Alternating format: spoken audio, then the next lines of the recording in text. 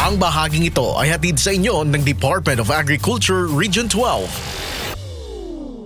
Ginagawa ng Department of Agriculture ang lahat para masuportahan ang mga magsasaka sa Region 12 lalo na sa pag-expand ng market ng kanilang mga produkto. Tiniyak ito ni DA12 Agribusiness and Marketing Division Chief Ismael Intao.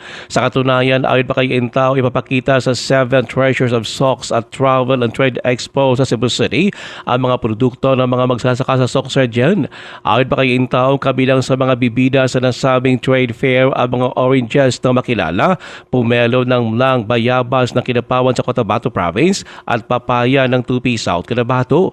Ang 7 Treasures of Stocks at Travel and Trade Expo ay gaganapin sa Ayala Center sa Cebu City nitong Hunyo 20 hanggang 23. Layo dito na may pakita ang mga tourist products ng Region 12 bilang bahagi sa pagsulong sa reyon na maging pangunahing tourist destination.